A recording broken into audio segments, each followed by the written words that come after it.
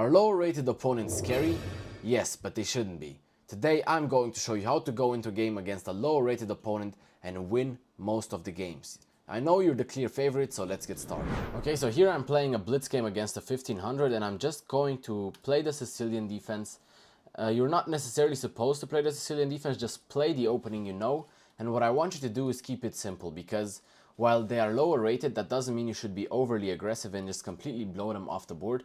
That is not what I'm recommending to you today, okay? This is not what you're supposed to do, because even though they are lower rated, they still have chess knowledge, they still can play good, and they can catch you off guard, surprise you, and you can find yourself in a very bad position quite quickly.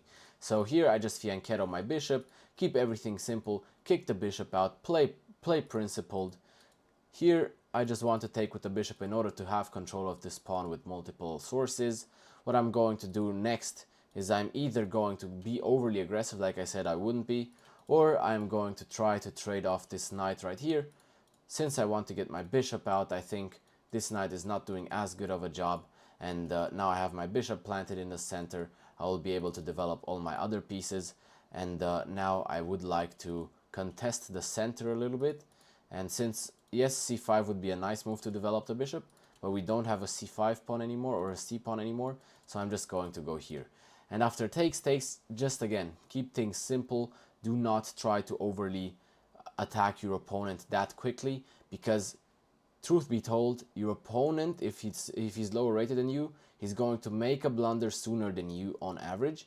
And what you want to do is just wait out that period for when he's going to make a blunder, and then you're just simply going to take over the game from there on, okay? I do not want you to go out there and attack him at any cost. Just develop all your pieces normally, castle your king to safety, though castling my king here would not be very safe due to this pawn storm. Luckily in the Sicilian you get away with castling a little bit later due to the pawn structure, in this specific scenario especially.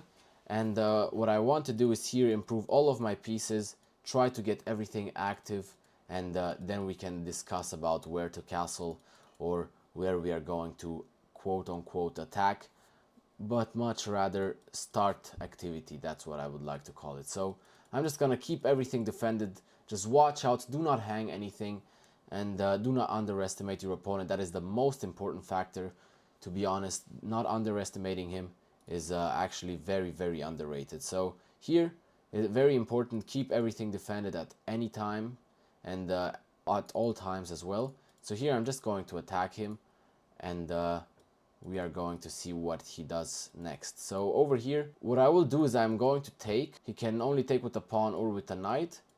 And now I'm just going to set a little bit more pressure. But the way I'm putting pressure is, this diagonal is very weak.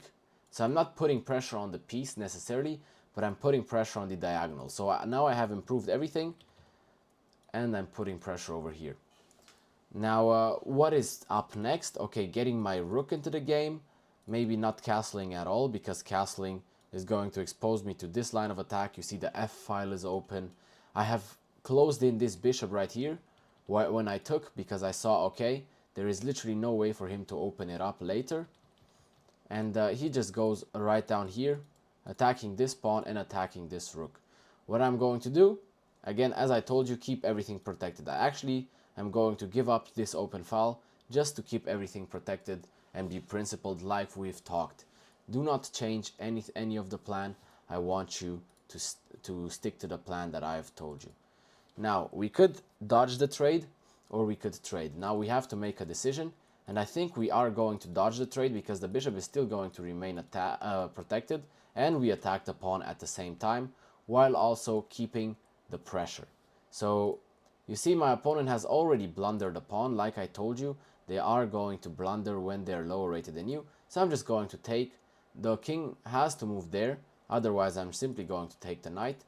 But now we have different kinds of moves, and one of them is still taking the knight because my opponent missed it. So we're just going to take, the opponent goes back, and we are going to deliver checkmate on the very next move. So this is a very, very principled way to defeat a lower rated opponent. This is a very principled way to defeat a lower rated opponent.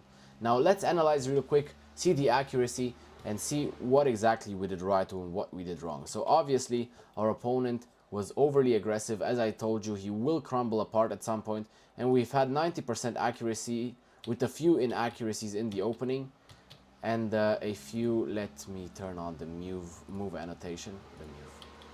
And what we see here, okay, we make a little move, and then here I should have developed the bishop normally, but like I said, I wanted to open up the pawn structure.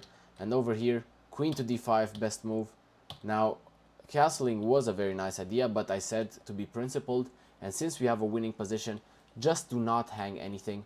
Yes, castling was here better, and after something like takes, you could have played something like queen to e4 attacking like this as well, like we've discussed, but this has happened anyways. So queen to e4, and after this, the game was over.